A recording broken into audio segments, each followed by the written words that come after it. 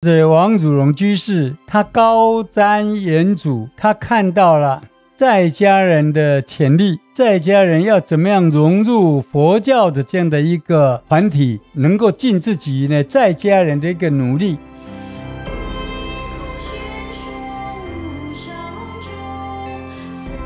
欢迎收听菩提麻瓜，我是小编阿若，我是林世敏林老师。感谢台南市谢觉安居士赞助本节目。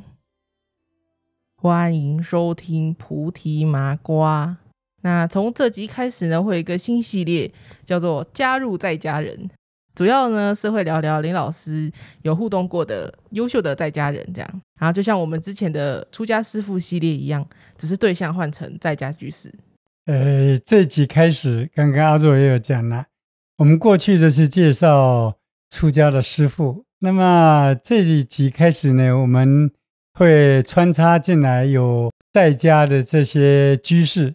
当然了，我们在这边呢，我要先这样子说明一下啦，就是说我所讲的或是我所选的，无论是出家的师父也好，或是在家的居士们也好，并不是说我没有选到的他们对佛教就没有贡献，他们在佛教里面就没有所谓历史上的这种定位，并不是这样子。因为我们在过去不止一次呢这样说，就说呢，我只说我跟他们之间的交往，我对他们的认识，我在跟他们的交往中间受到他们怎么样的启迪，或是受到他们怎么样的鼓励啊，还有呢，彼此可能有一番的合作也不一定啊。所以呢，这边要大家了解一下，因为一个人呢，总不能分身很多，对不对？所以我所认识的这些人，或是这些师父、这些居士们呢，毕竟都是少数啊。这是在节目之前先说的一个简单的说明。那本集的第一集要介绍的、要聊聊的在家居士，就是维蛮文教协会创始人王如龙居士。那一样我们这个介绍的系列都会由我前面一段简述这位优秀人士的他的生平这样。那王如龙居士呢，他是1943年出生在台湾，毕业后担任警察多年，1987年在台南市创立了维蛮传道协会。那这个维蛮协会呢，是俗家的弘法社团，它对当时的台湾的时空背景来说是相对划时代的理念。那一时这个维蛮协会在佛教的领域享有极高的声誉，不过在2000年之后，因为维蛮协会的内部问题而解散。那王如龙居士呢，他在2025年7月26号的时候与世长辞。王祖荣居士呢，他1943年出生，那么就年龄来讲呢，刚好比我呢早一年，也就是说呢，他算是我的长辈。这个是呢不过他呢，在上个月，所谓上个月，现在是2025年的8月份，他上个月的7月26号呢，他呢往生他一生也喜欢念佛，所以他往生西方极乐净土了那么我跟王师兄呢，可以说认识的非常的早，我在高中时代我就跟他认识了，因为那时候我舅舅大舅陈仁和建筑师呢，我们在下一集就要谈到。那么呢，我舅舅设计了高雄佛教堂，他前后呢也担任过高雄佛教堂成立的青年团，这个青年会呢，我舅舅担任过好几届的会长，所以在那个时候呢，我们两个同时加进了参加了佛教堂的青年会，那么呢，大家呢就变成了同窗好友。不过那时候因为他呢是在台南，我在高雄，那么呢在雄中的时候课业也很重，所以呢彼此并没有所谓的深交。但是我那个时候所见到的王居士，在我个人现在回忆起来了，就是呢比较呢沉默寡言，对不对？可是他非常的热心，待人也非常的和蔼，是他当时呢留给我算是很深的一个印象，这样子。哦，所以老师第一次与王如龙居士见面，就是在那个高中的时候，要在高雄佛教堂见到。是哦，那么紧接着呢，就是我大学毕业了。突然间呢，王师兄呢，他呢，就打电话给我，他说希望呢，我呢也能够到台南呢去，就是呢学校啊去说法了啊。那么呢，我说可以啊，因为我这个人一生就是喜欢讲话，尤其年轻的时候，所以我就呢赴约了。我记得在这前后将近呢这个10几年的时间呢。那么这王汝龙居士呢，带我可以说呢，跑遍了整个台南的大专院校了。那现在什么呢？南台啦，有没有？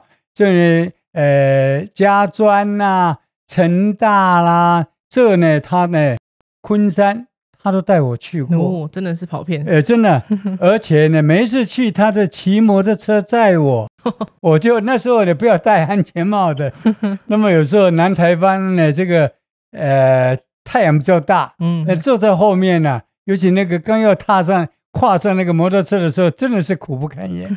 可是我在想呢，无论是下雨天怎么样呢，王居士呢，他跟我约好了，没有一次说呢不来的，很热血真的不容易。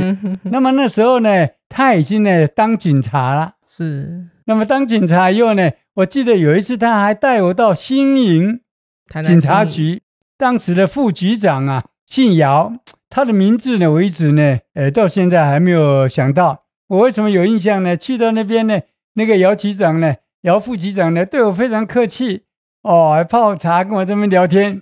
那么20几年后呢，我应邀到美国庄严寺去参加他们的夏令营，前后有4次去到美国纽约，结果在那边我就碰到这位副局长，他呢出家了。所以算是一个因缘呐。那么当然了，我刚刚讲就是说呢，我还没有成立菩提园以前呢，就是呢，只要王师兄呢一通电话到，说呢，林老师来，我们呢，明天到哪里？我只要没有课，我一定去的。所以前后可以说呢，跑遍了整个台南市、整个台南县，因为那时候台南县市还没有合并。刚刚呢，在我那个大学毕业以后不久，这10几年中间呢，他呢就曾经多次邀请我到台南德化堂。我是不晓得，我在想那个德化堂一定跟这个王师兄的姻缘呢非常深，所以我那时候在那边呢，还曾经给暑期大专那个佛学讲习这一类的在那边上过课，所以呢，他也带我到那个台南，像那个。传道师父的道场，那么呢，也多次去那边呢上课啊，去那边呢跟传道法师呢在那边聊天。那么呢，传道法师我在弘法师，因为他是开正上人的徒弟的所以我跟他呢，其实从小，所谓从小就是说，从我国中一直高中的时候，我就跟他很熟了。老师，那在这个期间，王如龙居士都是比如说介绍老师去讲佛法，或是载老师去讲佛法。那王如龙居士他本身没有讲佛法吗 ？OK， 王师兄饱读了佛经，就真正的深入这个经藏。是，但是他自己很谦虚，他常常自认为说呢，他口才不太好，所以就形成这样子。我学问没有他好，但是我到处呢去讲。只有人家邀请我，我去讲。可是他呢，他是这样，他介绍别人来讲，他自己有判断力，他请的那个老师一定是经过他评估的。那认为这个老师还不错，可能在某些领域有专精，或是呢在某些领域里面他真正有研究，那么他就是请他来，他自己当作幕后的推动者。我们晓得这个王居士他这样子，他可能经济能力不错也不一定，因为这是别人的私事，我也不晓得。所以他呢都是呢出钱跟出力，不过他是在幕后，他呢前面那个掌声都是留给别人的。他自己在后面呢，有时候是所谓的默默无闻，那么自甘暗淡，这样子呢，默默在耕耘，咱们呢资助，咱们推动弘法利生的这样的一个工作，这是我们大家有目共睹的，可以这样讲。而我在这个节目呢，也必须要再把它呢，讲出来，让大家呢也认识这一位真的不爱出风头的，真正脚踏实地为佛教，那么呢可以说献身，可以说呢出钱出力的一个大居士。那老师刚才有讲到德化堂，就是王如龙居士有邀请老师到德化堂讲经嘛？哦，对对，这段差一点就漏掉了，这非常的重要的。我65岁呢，那么呢，从学校啦，从社大啦，从补习班啦，就退休了。退休呢，正好呢，要准备说好好来，把以前没有看过的佛典呢，好好的深研探究一番啦，或是说呢，旅游世界各国来增广自己的见闻。刚好呢，王汝荣师兄他就陪着那个德化堂的住持莲姑，还有像刘有金居士、林银林居士，还有许三省，那么还有这个戴文忠，那么这些大德居士呢，一行浩浩荡荡到我们屏东的菩提园地来了。他们来干嘛呢？来劝说我呢到德化堂去讲经。那么在这边要声明一下，我并不是什么呢多有学问的人但是我喜欢讲，而且我呢自己呢可能会把比较深的讲成呢比较浅一点，但是呢不要失去它的原味，这是我自我的期许了。他们邀请我，我说好，其实呢嘴巴说好，内心还是有一点惶恐所以呢德化堂我在那边演讲整整10年，这10年中间结交了好多的那些的好朋友，而且是台语讲经。对，他们指定要用台语来讲经是。那我用台语讲经讲的好不好？这个要留给别人去听去讲了。那么这里要讲的是说，在德化堂讲经呢，10年讲的经典10几部、几百个那个视频，对不对？都呢让我们呢能够弄到 YouTube 里面来，在 Google 里面给大家呢来查。如果有心的人，对不对？譬如说你的阿公啦，你的阿祖啦，他呢北京话听不懂，对不对？他喜欢听台语，他也可以来找。你找林世民或者找德化堂，就可以找到我以前所讲的。这里回归到我们主题，还是要谢谢王汝荣居士，他呢能够来那边呢，等于推荐我也好，或者请我呢到德化堂去，这点我常常呢心怀感激。承蒙他看得起我，其实他是我的好朋友，他也是我的老师。那王如龙居士他有成立维蛮传道协会嘛？是。那老师那个菩提园跟维蛮传道协会哪一个是先建立的？刚好呢我比他呢早1年。我呢是在我43岁的时候，那么成立呢这个菩提园。那他们呢是在我44岁的时候成立这个维蛮的这个传道呢这个协会。那么这两者的成立呢，有的人好奇啦，为什么2个不合作，一起来合作来成立呢？最重要有一个地域的关系啦，地域性，因为他是服务台南的，是。那我因为住在高雄，所以我就在高雄成立。虽然我们这个社团菩提园呢是针对全台湾各大专院校来服务的，但是我们的根据地还是在高雄，以高雄为先。那么讲到这里的时候，我稍微补充一下，我们后来就像内政部正式的成立了全国性的社团了。那么呢，王师兄呢，他呢有1年的时候，他也跑来跟我讲，他说他们想要成立也是全国性的一个社团，那不晓得该怎么办。我们晓得我们要成立一个全台湾的社团，你必须要在很多地方都有足够的发起人。那么可能那时候台南的维蛮呢譬如说台北、新竹、桃园，他没有办法召集那么多人，而我们埔里园呢，刚好台北的、新竹的到处都有我们的学生，所以我就说这个问题我来帮你的忙，因为举手之劳，所以呢，我就联络好呢以前那些学生准备呢来为他们呢，来稍微帮一点呢小忙了。那么呢，这里呢先说一下，可是没有想到呢，正在呢他们准备要去登记的时候，不久就传过来说，他们伪满传道协会解散了，这是在后面我会再去提到的好，这只是我们先谈到说，我们2个社团到底谁先成立的这个问题。我们找他1年，而且我们曾经办过全国性的一个社团。好，那我来介绍一下这个伪满传道协会。那就像我开头讲的，它是一个在家人的弘法社团。那它的宗旨就是主张这个社员应该要像基督徒一样，每个礼拜聚会学习佛法，然后是让在家人于佛法上不断的精进，这样。所以它是一个当时专门是创立给在家人学佛的社团。是关于伪满的这些宗旨，他们成立的这种动机也好，目的也好，我个人在那个时候我是100%的支持。老师，我想猜一下，那个当时的那个氛围是没有这种给在家人的社团，都是给出家人成立社团的吗？也没有说特别有这样一个强烈的气氛呢。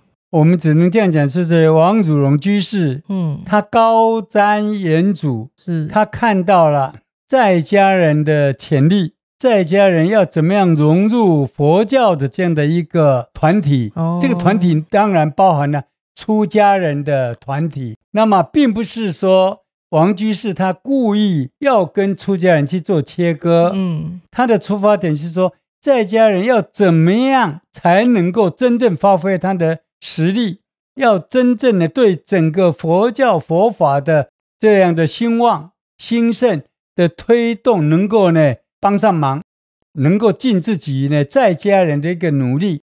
他是这样，他并不是要跟那个出家人他们呢争胜逞强，他不是这个意思。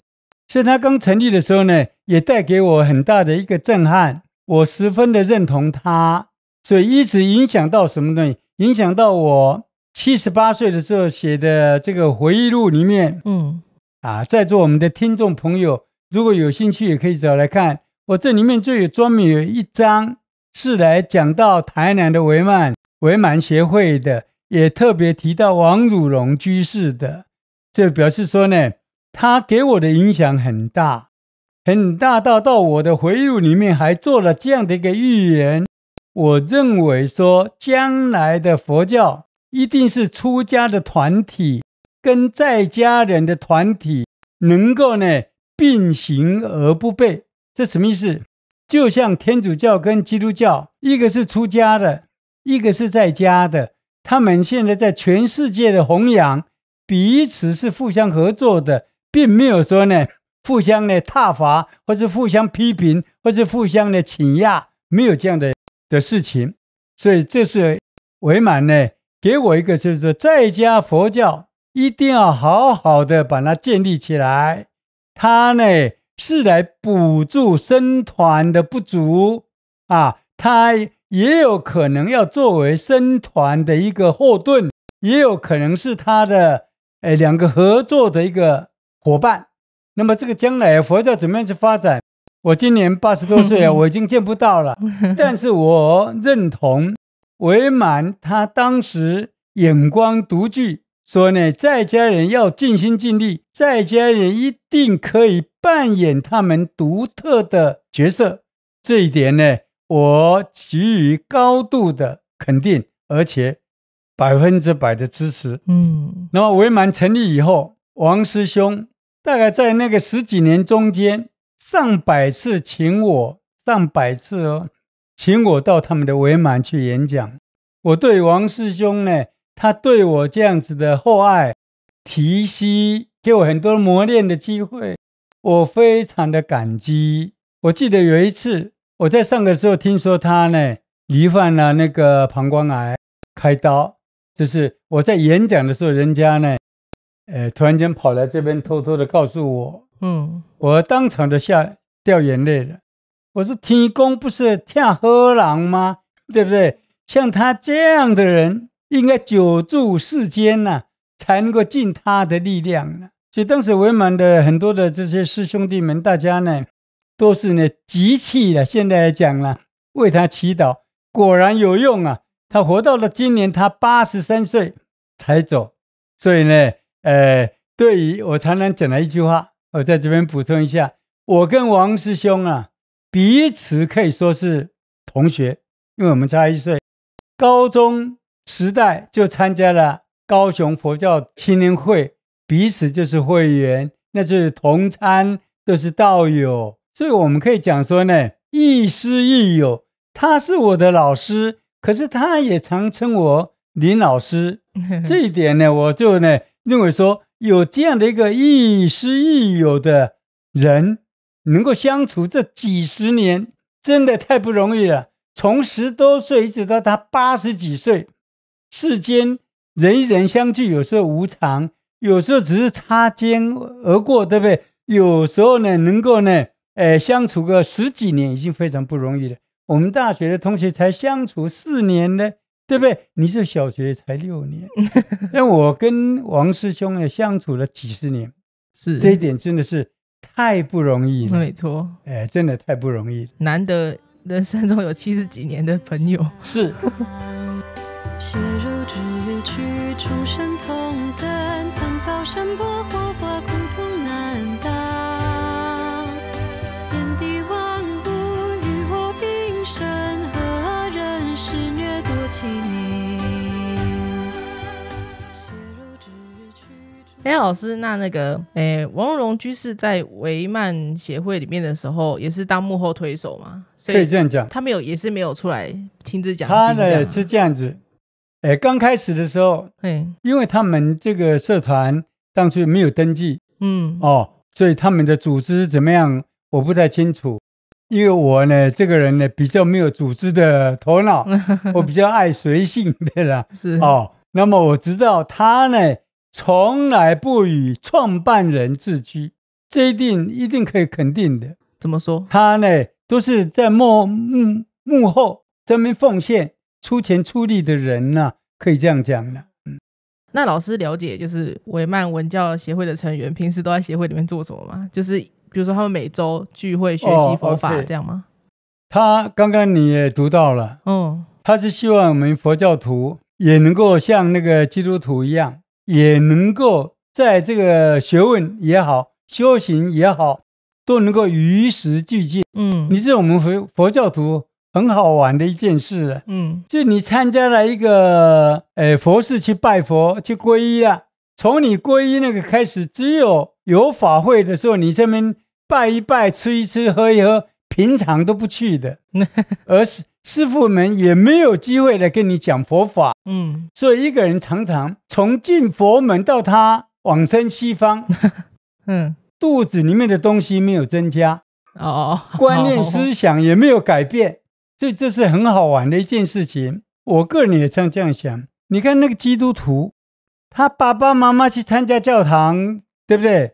儿子都是带去了，连他们家那只狗狗也带去了。是，我也曾经带我们家的狗狗要去佛寺，还被赶出来，那就差很多了，你知道吗？佛教是一个主张众生平等的，对不对？所以我有时候跟王师兄在谈论的时候，他就认为说，一定要爸爸妈妈参加教会我们教团的活动，那么我们的孩子我们的孙子也都能够来参加，跟基督教一样。你看基督教全家出动的，是，所以他们的小孩长大以后就变成基督徒了，没错，他孩子的孩子长大也变成基督徒了。我们佛教不是，我们爸爸妈妈信佛信得非常的虔诚，可他孩子呢认为你佛教是迷信的，因为他从来没有到教会去啊，教堂。对，我们佛教会，如果佛教会也可以叫教会而且最重要是这样，我讲一个小笑话，是高雄弘法寺呢，以前那个附近的这些孩子呢，常常到那个佛寺里面来，那么常常我就亲眼目睹好多次，被师父们把他们赶出去。为什么？去那边呢？乱摸啦，有时候还跑到那个大的里面去空一下。所以呢，就是呢，把他们视为说是好像是野孩子，调皮捣蛋的。你想想看，那些孩子长大还会拥护你这个佛事吗？对不对？所以呢，他们基督教很好，怎么讲？你爸爸妈妈带那个很小的孩子去，他们有保姆、有老师来带领这些小孩，不会妨害大人的活动，听他们布道，对不对？而且呢，不只是唱歌，有时候还分糖果、饼干的一瓶养乐多。小孩子呢，从小就尝了甜头，他将来当然就爱佛了，爱和尚，对不对？爱这比丘尼，为什么？师父慈悲啊，笑口常开啊，而且呢，糖果、饼干、汽水、养乐多源源的供应不断。你不要以为说这叫做你老是乱讲一通，佛经也有这样的话，先以利勾牵呐。你要先有利益，对不对？就是先给他尝个甜头了，然后叫他怎么入佛门，入那个正治，就是成佛觉悟了。这一点人佛教佛典明明写在那儿，可是我们就没有办法去做到。所以伪满的这样的一个精神，每个礼拜都像基督教一样上教堂，就有人在那边布道。譬如说我上那个，我不是说这10-20年来我在上面讲了上百场吗？是，我不是在那边讲经啊，我这边只是鼓励底下的这些人，对不对？他可能是初入佛门的，他们可能怎么样，对佛教没有很深了解的，我们呢怎么样，用很多的比喻，用引进很多现代的知识学问，对不对？但是深入浅出，来把佛教的这些重要的道理把它讲出来，让大家都能够领略，慢慢的去巩固他们的信心，慢慢去充足他们的学问，对不对？有一天让他自己怎么样？我突然间自己可以开佛典了，这么好的东西我应该自己来，不能只靠那个讲师，因为那讲师可能就讲15分钟，可能就讲半小时，对不对？一切因为佛教讲的，你要一切自己来，所以呢，他这样的一个构思，我认为说他是高瞻远瞩的，他这个利益非常的深远，而且非常的好。了解。讲师带着，然后他就自己就通了，这样是。好，那台南的维曼传道协会是1987年成立的，然后好像是在2000年之后呢，维曼协会就因为内部问题而解散。那据说，对，就说解散原因好像蛮令人唏嘘的样子。刚才讲过了，维曼呢，他们来，尤其王师兄来找我的时候，就是要想成立永久的全国性的社团，我们刚刚讲那里嘛，没错。那么呢，可是当我把它多呢，这个后面的，就是说台南、嘉义，那么呢，这个新竹、宜兰这些会员，就用我们埔里园的这些同学了，要来作为他们的后盾，来向内政部去成立的时候，1-2个月的时间嘛，我正在那边等待他们的好消息。传来说他们解散了，我非常的惊讶，而且非常的不赞成。今年的过年，今年2025年，王师兄来我家的时候，他呢很客气了，他来给我拜年了。我还跟他提起了这一段。我个人为什么认为说伪满的解散不是明智的做法？非常的不明智。我的理由很简单，伪满有一个宗旨嘛，如果我们的会员有人对我们的宗旨不认同，那是应该会员个人离开嘛，不是我们这个团体解散嘛，这很简单嘛。你不认同我们的宗旨，对不对？那你个人的离开没有问题。比如说像佛光山有很多的师父离开了，那星云法师从来没有去刁难他们的。为什么？因为佛光山有他的宗旨，你认为这个宗旨你不认同，对不对？你随时可以离开。伪满也是这个样子的，这是第一点。第二，王师兄告诉我是说，因为伪满呢，当时呢不晓得怎么搞的，运气非常好，他们所邀请进来的参加的这些会员呢，都是一时之选呢、好多都是各行各业的顶尖的人物了，就是头脑蛮好的这样。对对，那个维满当时现在的话讲叫素质非常的高，精英。对哦，那么加上王师兄呢，他有这样的脑筋，我们讲的刚还是那4句话，高瞻远瞩。譬如说他呢，就曾经呢，认为说我没有自己的讲师，所以他要自己培养自己的人才，由教团为满，付给他们薪水，保障他们的生活，有保险，有退休金哦，就这样子。很完善。所以他们派出好多啊。我们现在我印象所及的，像徐秀慧就呢资助他到美国去留学，张元明就是呢支持他到日本去读书。那么罗国明到我们国内的研究所去念书，都是维曼协会对，他们的资助。这就是呢，他们不只是口头这样讲，而且已经付诸于实现，脚踏实地，知行合一了。他们有这样的目标，真正的把这好的人送到外面去。可惜了，他们那个即将学成归来的时候，维满解散了。他们的理由就是说，因为维满的人才太多了，那么大家的主张见解就会不一样，就会起了很多的不是纷争，就是呢争辩。争辩是好事啊，在佛的时代就常常争辩了。我们晓得释迦牟尼佛的时代一直来，如果要讲远一点，一直到大乘佛教的出现，其实哪一天不争辩呢？吵来吵去，英文叫 argue 了，争论。哪一天那讲的好一点的讲的好听一点呢，那叫讨论。讨论没有关系啊，比如说佛教，比如说空跟有，也有呢空的主张空的，也有主张色的，对不对？可以并行而不悖啊。你这个维满一样的，他这样，佛教呢，我们早期里面呢就有所谓的部派佛教，各个部派你们主张也不会一样。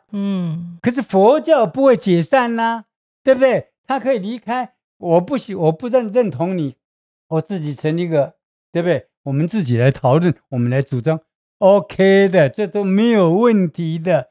所以呢，王师兄到今年最后的时候，我还跟他提这个，他呢沉默不出声。他有没有赞成我不知道，但是我是觉得这因缘散啊，这对于佛教是一个非常大的损失。因为维满的成立，这是划时代的大事情。那么尤其在一个不爱名利的人的王师兄的领导下、主持下，更是呢美上加美。因为呢，一般的有些人呢比如说有某些为了个人的私利才成立，他完全没有，他完全站在幕后的。所以呢，这一点呢，我个人呢非常的觉得惋惜。在我的回忆录上里面，对于这些我也提到了很多事情。当时呢，维曼还有很多人为了维曼出去奋斗，譬如说清凉音、洪木星，那奋斗什么？出去赚钱去打拼，成立公司，要来支持教团对不对？所以有很多人呢来配合维满的理想，那么呢，可惜到最后解散了。这个就是呢，叫大家呢，尤其像我来讲，我就有点受不了。那么维满现在被台北郑圣王居士呢，他们把这个名字拿来成立了正式的社团。那么郑圣王的是台大的，我跟他也认识了。那么呢，由他来继续发扬光大这个社团也很好了，并没有什么不好了。虽然现在有些维满的师兄弟们在私底下一直到今天还会有时候来呢跟我呢稍微抱怨一下，因为他们认为说维满这么好的一个招牌，为什么好？因为维满代表了佛门2个在家的，一个是圣满夫人，一个是维摩诘居士。他们可以说都是呢饱学啦，那么呢可以说都是觉悟啦，那么他们呢自在快乐的游戏人间。弘法利生呐，在家人就是应该非常洒脱的，立足于尘世，对不对？出自淤泥而不染。所以这2个佛典上的代表人物拿来作为教团的名称，相得益彰，非常非常的好。那么我也跟王师师讲说，我们不能怪成立这个维满这个学会的人，对不对？我相信由郑圣煌居士呢来继续把你们以前这维满的精神继续再发扬光大。我认为呢，他是不二人选。他不会对不起维满的，是你们自己放弃的，对不对？你们自己解散的，对不对？他们并没有违法，就这样子的。那么呢，有些维满的兄弟们跟我讲说，那他也应该来跟我们打招呼一声啊。我说呢，佛教这些团体，他们成立佛教团体，又不是要成立什么赚钱的公司，他们是为成立了弘法的团体的，所以他们可能没有去想到这个，也不一定了。所以我认为说呢，维满已经解散了，他的创办人王汝荣居士也往生了，所以呢，这个呢就应该让他真正的落幕了。以后不应该再谈，要让台北的维满这样的一个协会能够真正去发挥他们的所长。不要再有任何的这样子一个顾虑或是呢困扰了。那么维满这些师兄弟们，现在有的在慈济，有的在佛光山，有的在法鼓山，怎么样？各自呢去努力，就是呢用那个武侠里面的各奔呢他们的前程，都遇到他们的民主，就是呢好的效法的这样的一个师父了，各自去效力也没有什么不好，分枝散叶，对不对？当年维满所奠下的种子，我相信不只是现在会萌芽会开花，在以后的100年1000年以后还能见到它的影响。而老师也认识王汝荣居士70几年嘛，60-70年嘛。那老师觉得王汝荣居士的个性就是比较属于幕后推手型，然后比较沉默寡言一点。老师，你会觉得王汝荣居士的个性是如何吗？就是比如说平常聊天有什么？我们刚才也讲过了，我们节目都讲我跟他的交情。对。那么我这样讲，王师兄他的沉默寡言，他呢，就是深思熟虑。有时候这样的人他的追随者，他的拥护者，会觉得有点不太耐烦。为什么？因为觉得他懦弱，也会觉得他呢犹豫不决。可是包括我在内，所有他的朋友也好，师长也好，或是他的学生也好，不会认为王师兄他是一个懦弱的这样的一个人，他是意志非常的坚决的，他只是不愿意站在好像出风头一样站在幕前。他认为幕后的工作也非常的重要，譬如说唱评剧，一个人这么呀，那个唱的人那么很厉害，对不对？可是那打鼓的呢，听狂听完那些人也少不得啊，少掉那些人，你还唱得成吗？对不对？所以我认为说王师兄很好，他深知他自己的个性，他也有那样的修养，所以他扮好他自己的角色。我觉得佛教应该这样。每一个人站在自己的最好的那个位置上去发挥自己的所长。在这里我呢讲了一点不该讲的，比如说电视弘法，不是每一个人都适合在那个电视上咱们讲经说法的，对不对？那么呢，如果了解到这样的话，如果你不适合讲经说法，你就不要讲经说法，你可以在另外比如说著作，可是著作也不是每一个人，你文笔不行，对不对？你怎么去著作，对不对？所以说为佛法的振兴而努力，为弘法利生而努力，他的工作他的方向很多很多，每一个人应该认真的去考虑自己最适合扮演什么。而王师兄就是100%非常精准的知道自己应该要帮助，应该站在哪一个角度，对不对？站在哪一个位置来出生来发光、来散热的。这一点呢，我认为王师兄是一个智者。维曼呢，这个暂停以后啊，这不但是呢，很多人都觉得非常的遗憾了。那么呢，其实呢，周遭呢还有很多的这些朋友们，也都呢曾经呢劝告这个王师兄了哈，是不是应该再次的恢复我们这个每个星期的这种布教的这种活动。那么当时呢，就有一位叫做严明宏居士的，他非常的有心，他也是维曼呢里面的一个非常重要的干部。他就呢跑来跟我讲，他说呢，林老师呢，我不忍心呢，维曼就这样子呢解散了。那我就笑着跟他讲说，那么如果是这样的话，那你又有什么样的妙方呢？可以来重振这个维曼的这个道旗的。他就跟我讲，他说，我想把家里呢当作讲堂，仍然呢聘请你林老师呢每个礼拜呢到我们家来，算是说讲课也好，或是来做那个等于是基督教的布道啊这样的一种的活动。我说行啊，我非常的乐意去。就这样子呢，真正的在他们家呢就前后呢有3年的时间。那么这3年的时间呢，那么连他的夫人呢也都加入了。为什么呢？因为活动完以后呢，他比较维曼呢，以前呢讲完课以后，那么活动完以后就有那个午餐。这午餐呢都是严明宏一个人呢，他呢出钱，他太太呢出力呢来做这样的一个服务的。虽然最后了3年以后，大家主要是王师兄啦，他呢就是关闭维曼的这样的一个想法可能非常的坚定了，所以呢严明宏呢这时候他才死心对，死心就是说呢应该要结束的时候那就应该结束，也不必拖拖拉拉，不必再牵强了。这是呢等于呢我回想这一段呢也非常的感谢这个严明宏的。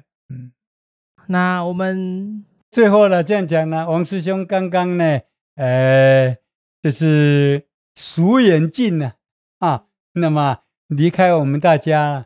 可是呢我记得呢这个维曼以前有一个师兄呢叫做罗国敏，曾经呢在那个新时风嘛，不知道是一个出版社出版了这个等于算是算维曼协会对，等于是王汝荣师兄的传记大家呢可以去查，可以去看。我查资料的时候也有看到，也是那个好像是维曼教团的论文吗？还是一本书？是，他应该是一个专门研究他。对，我们幕后的老板曹林曾经给他数一数，他说呢他的名字在那本书里面出现了，王汝荣出现了400多次所以我们把它当作是他的传记也无不可。那么最后的时候，我希望呢王师兄应该呢赶快在佛的旁边能够学成再返回人间。我很希望能够再一次的跟王师兄呢再合作。他在净土方面很多的见解跟我是一样的，我们这个节目已经录了很多次的见解了这个见解包含说，万一没有西方，万一没有阿弥陀佛，我们佛教徒怎么办？这个我们在跟王师兄在聊天的时候都提过我们两个我觉得见解很相同了。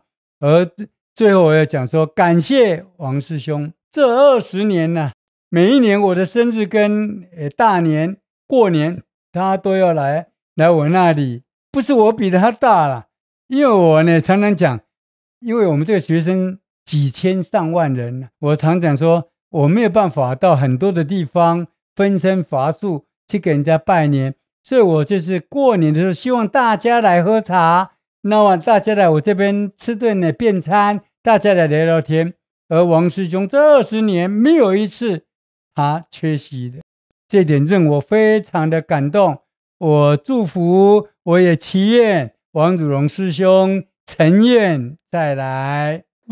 你祝福王汝荣居士，也祝福维曼的师兄弟们健康快乐，也不要悲伤，对不对？记住王师兄给大家的鼓励，对不对？我们继续在佛法这个天地里面继续在播种，对不对？继续在耕耘，那么成功不必在我们，可有一天一定有收成，有耕耘一定就有收获。祝福大家。好，那我们这集就差不多录到这里，谢谢，感谢李老师，谢谢。那我们下期再见，再见，拜拜。拜。